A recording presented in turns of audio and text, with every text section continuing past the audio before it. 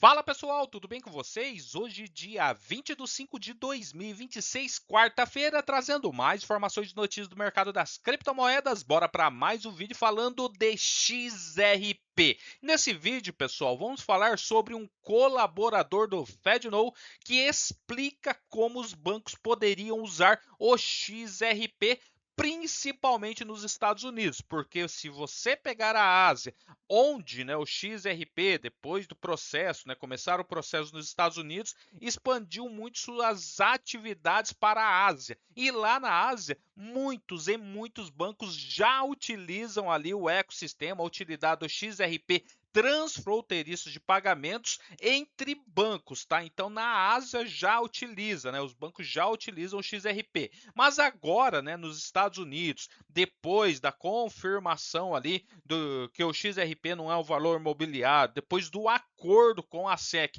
e principalmente com essa lei da clareza que está para ser aprovado pelo Senado dos Estados Unidos, o ex-colaborador ele está vindo explicar por que os bancos poderiam usar o XRP. E esse colaborador, pessoal, é do FedNow, tá? O analista de cripto, o Steph Scripto, ele compartilhou comentários da colaboradora do FedNow, o Jess Cheng, que descreveu como os bancos poderiam usar o XRP para facilitar as liquidações internacionais sem depender de relações bancárias intermediárias tradicionais. Em um tweet recente, o Steph Scripto descreveu as declarações como significativas, escrevendo que o Cheng explicou como os bancos poderiam usar o XRP para a liquidação internacional, em um vídeo descrito como extraoficial, como mostra aqui,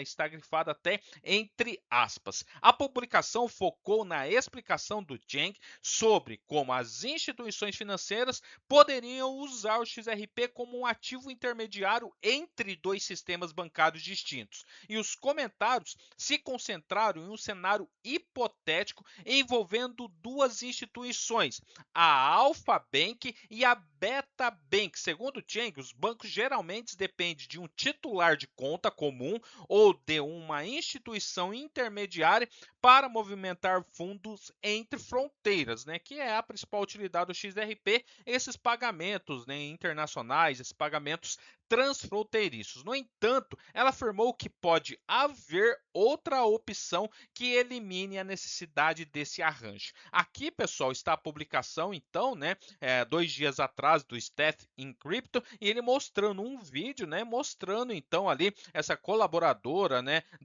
do FedNow, o Jess Cheng, que falando sobre como os bancos poderiam utilizar então o XRP ali nos Estados Unidos. XRP apresentado como uma ferramenta de ponte entre bancos. Durante a explicação, a Jenk afirmou que os bancos poderiam usar o XRP como uma ferramenta de ponte para conectar sistemas de pagamentos diretamente. E ela descreveu o XRP como um ativo digital nativo do Ripple Consensus Ledger e explicou que ele poderia ajudar a reduzir as lacunas de liquidação entre as instituições financeiras que operam em diferentes jurisdições. Aqui eles já colocam, os principais ali que vão utilizar XRP nessas transações transfronteiriças é bancos e as grandes instituições, aonde eles vão ter que ter XRP, muito XRP em caixa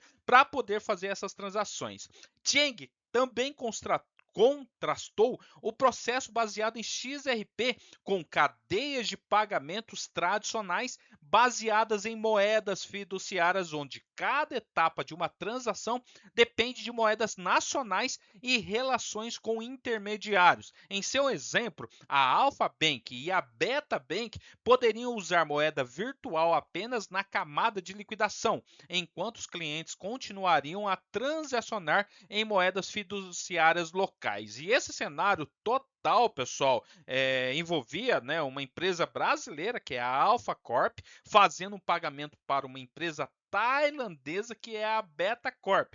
E a Cheng explicou que o real brasileiro seria debitado na conta bancária do remetente, enquanto o BAT tailandês seria depositado na conta do destinatário. O desafio, segundo sua explicação, é como dois bancos liquidariam as obrigações quando não possuem relacionamento bancário direto, né? É um exemplo que centra-se em transações em mercados emergentes. E ela também afirmou, pessoal, que esse tipo de sistema poderia ser particularmente útil para bancos que atendem mercados emergentes. Ela explicou que pode ser difícil encontrar instituições com contas de correspondentes, tanto no Brasil quanto na Tailândia, especialmente ao lidar com corretores cambiais menos comuns. E de acordo, né, com a sua explicação ali no vídeo, né, que o Steph Encrypto traz, a Alpha Bank poderia manter XRP enquanto a Beta Bank concorda em aceitar o XRP como forma de pagamento pela transação. E os saldos seriam então registrados em um livro razão distribuídos associado ao RIP Consenso Ledger. Então, pessoal, a explicação é muito simples, né? Um mandaria a moeda fiduciária ali do banco e outro receberia o XRP para trocar para a sua moeda ali local. Isso, né? Eles colocam como exemplo Brasil e Tailândia, mas poderia reverter, né? Tailândia para o Brasil, sempre com a moeda digital ponte, o XRP, entrando nessa grande utilidade. Ela afirmou ainda que ambos os bancos poderiam concordar comercialmente que os pagamentos seriam concluídos assim que uma determinada quantia de XRP for transferida de uma instituição para outra.